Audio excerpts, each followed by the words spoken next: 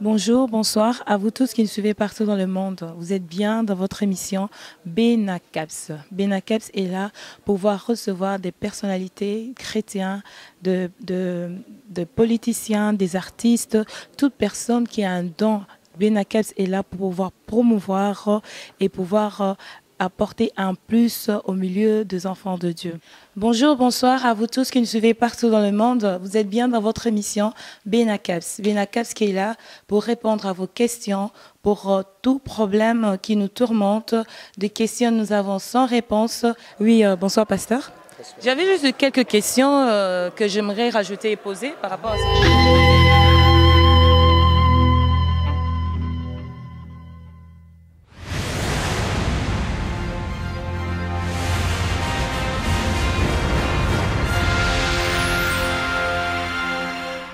Parce que la Bible dit que le mariage terrestre est un mystère par rapport à Christ et à l'Église.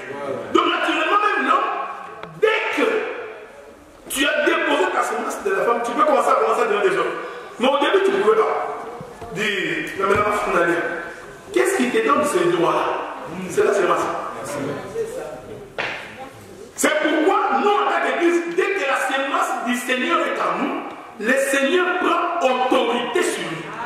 Voilà pourquoi il dit, quand vous vous assemblez, à ce moment-là, il faut que l'homme naturel se mette debout pour confirmer l'enseignement. Parce que n'importe quel, ce n'est pas, il faut ici faire très attention. Le problème, ce n'est pas que, parce qu'il y a des hommes comme nous, mais qui sont des femmes. Ils prennent la chair, mais c'est une femme. Vous comprenez? Voilà, il y a des pasteurs, même, parce que quand je parle de l'homme ici, il faut oublier d'abord l'homme en patron. Mais Dieu voudrait que pour que la doctrine respecte la révélation. Donc quand nous entrons comme ça, dès que nous voyons un homme qui est en train d'enseigner, ça enseigne aussi le peuple.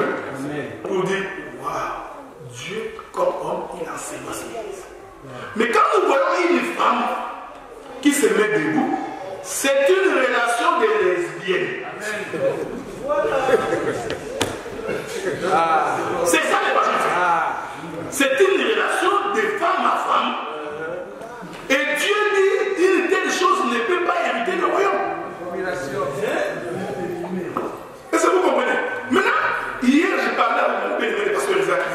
J'ai évoqué des écritures pour démontrer ça. Regardez, quand Dieu a fait le tabernacle, et que Dieu décide de choisir les gens qui vont porter l'arche, parce que l'arche c'était Dieu. Pourquoi Dieu n'a pas choisi les femmes? Vous pensez que Dieu ne savait pas qu'il y a des femmes intelligentes? Qu'il n'y a pas de femmes fortes? Mais pourquoi Dieu a-t-il choisi des hommes pour porter l'arche? Est-ce que vous comprenez? Même quand Judas a vendu Jésus, pourquoi on n'a pas récupéré Marie de Magdalene? Apôtresse. Donc, toutes ces choses ont une signification. Bonsoir pasteur. Bonsoir ma soeur, comment ça va? Je vais très bien. Et comment ça s'est passé? Pas très mal, ça s'est très bien passé sous la grâce du Seigneur. D'accord. J'avais juste quelques questions que j'aimerais rajouter et poser par rapport à ce que vous avez dit aujourd'hui. La Bible nous dit qu'il y a l'Ancien et le Nouveau Testament. Mais dans le Nouveau Testament, le voile a été déchiré, que tout le monde avait accès. Le fait que tout le monde ait accès, c'est qu'il n'a pas fait la différence dans la Bible qu'il y avait les hommes ou les femmes. Non, il n'y avait pas une différence. On a dit que tout le monde avait accès. Mais non, le fait que tout le monde ait accès, pensez-vous que Dieu est en train de faire une discrimination pour dire que la femme ne doit pas avoir le ministère? Non, mais cette question-là, il faut d'abord comprendre de quel accès la Bible parle. C'est-à-dire que dans l'Ancien Testament, ne pouvait accéder dans le lieu très saint que les souverains sacrificateurs. Or, le souverain sacrificateur qui va dans les lieux saints, il représente qui? Il représente celui qui porte les péchés du peuple pour l'amener vers le Seigneur. Donc, le peuple, lui, ne pouvait pas accéder directement au Seigneur pour la prière. Ça, c'est ce que Hébreu nous dit. Quand Hébreu dit que le voile a été déchiré pour que nous puissions avoir accès et qu'il a fait de nous un royaume de sacrificateurs, c'est pour dire qu'en ce qui concerne la prière, et les hommes et les femmes, tous nous avons accès pour prier. Mais la question qui pose problème ici, c'est la question du ministère. C'est-à-dire que, est-ce que la femme peut-elle prêcher l'évangile dans une assemblée? C'est là où nous disons non. Mais cette question que vous avez soulevée, c'est par rapport à la prière. Parce que dans l'ancien temps, seuls les sacrificateurs accédaient au lieu très saint pour prier pour le peuple. Mais aujourd'hui, dans la Nouvelle Alliance, et nous, et les hommes et les femmes, pour ce qui est de la prière, le voile est déchiré, nous avons tous accès. Vous avez donné un exemple. Pendant la prédication, vous donnez un exemple en disant que la femme ne peut pas faire le ministère. Pourquoi? Parce que au moment où il est avec son mari à la maison et qu'il y a un de fidèles qui l'appelle à 3 heures du matin et que la femme ne pouvait pas se lever pour aller faire le ministère. Mais maintenant, je repose cette question. Maintenant, si c'est le fidèle qui appelle l'homme à 3 heures du matin pour aller faire le ministère, l'homme va-t-il sortir ou pas? Ah bien sûr. Mais la question... Pourquoi l'homme doit sortir et pas la femme? Mais pourquoi j'ai évoqué cette écriture, cet exemple? Je l'ai évoqué parce que la Bible dit que la femme est soumise à l'homme, l'homme n'est pas soumis à la femme. Je m'excuse beaucoup, je suis en train de parler de l'évangile. Donc la Bible dit que toute femme doit être soumise à son mari. Donc nous comprenons que dans cette relation, l'homme a la position d'autorité, la femme a la position de la soumission. Donc c'est cette écriture-là qui fait en sorte que pour qu'une femme sorte de chez elle la nuit pour aller quelque part, elle doit avoir l'autorisation de son mari. Mais il n'y a pas un problème. On est tout à fait d'accord avec ça, que non, la femme doit avoir l'autorisation de son mari. Et maintenant, pour que l'homme puisse sortir, a-t-il l'autorisation de sa femme ou pas? Non, non, mais l'homme, c'est parce que là, le ministère, dans ces conditions... Dans l'effet que l'homme ait le ministère, il fait ce qu'il veut. Non, il fait ce que Dieu lui demande de faire. Et je crois aussi que... C'est pas ça qui cause problème dans le couple, qui fait que les hommes de Dieu ont beaucoup. Mais non, ils ont tellement de divorces, qui ont tellement de divorces à cause de « j'ai l'appel de Dieu, je fais ce que je veux ». Mais c'est parce que justement, on a affaire à des hommes de Dieu, des aventuriers. Permettez-moi de vous le dire comme ça. Donc, je ne pense même pas que ça c'est un homme. Ils ont dit qu'ils ont reçu l'appel. Ils ont reçu l'appel, ils ont entendu la voix de Dieu. Ils ont dit. Est-ce que réellement c'est Dieu qui avait dit? C'est ça toute la différence. C'est-à-dire que ce que je voudrais dire ici, une bonne femme qui a un bon mari, le mari qui croit au Seigneur, la femme qui croit au Seigneur, elle sait que dans le ministère, quand on appelle l'homme au travail, il y va pour le travail. Malheureusement, c'est ce que j'ai dit. Cela ne peut pas nous empêcher de dire la vérité. Malheureusement, aujourd'hui, il y a beaucoup de gens qui profitent derrière ça pour aller faire des bêtises. Malheureusement. Mais la vérité, elle est celle-là. C'est-à-dire que l'homme, comme étant l'autorité dans la maison, elle informe sa femme. La femme sait que par rapport au ministère, il peut sortir pour aller servir le Seigneur. Mais la femme, comme elle est soumise à son mari, c'est cette condition-là qui la lie pour ne pas sortir. Mais je sais qu'il y a beaucoup d'hommes qui saisissent cette opportunité-là pour aller faire des bêtises. Nous déplorons, c'est ce que nous condamnons.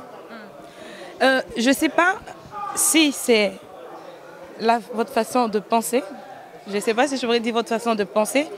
Je ne sais pas si c'est l'éducation, culture qui influence peut-être votre compréhension à la parole de Dieu en concernant la femme.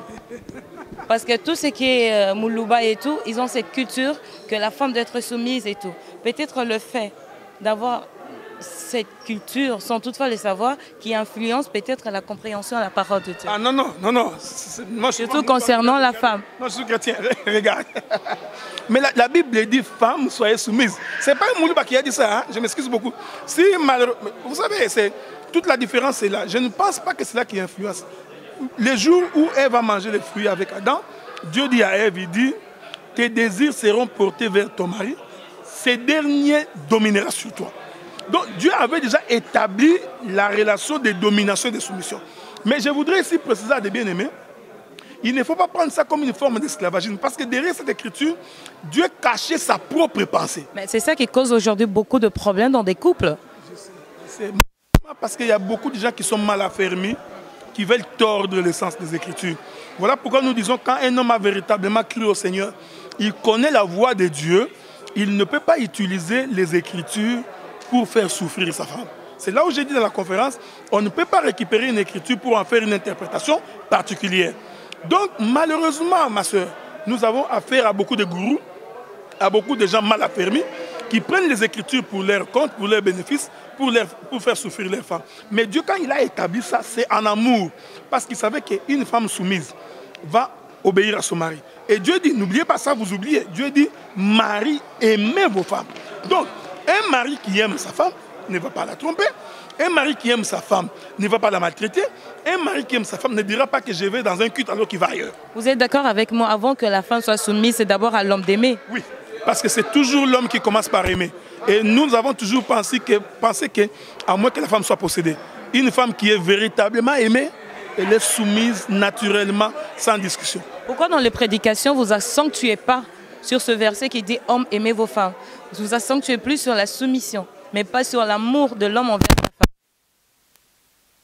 A été posé sur le ministère de la femme, on n'avait pas le choix que d'en parler.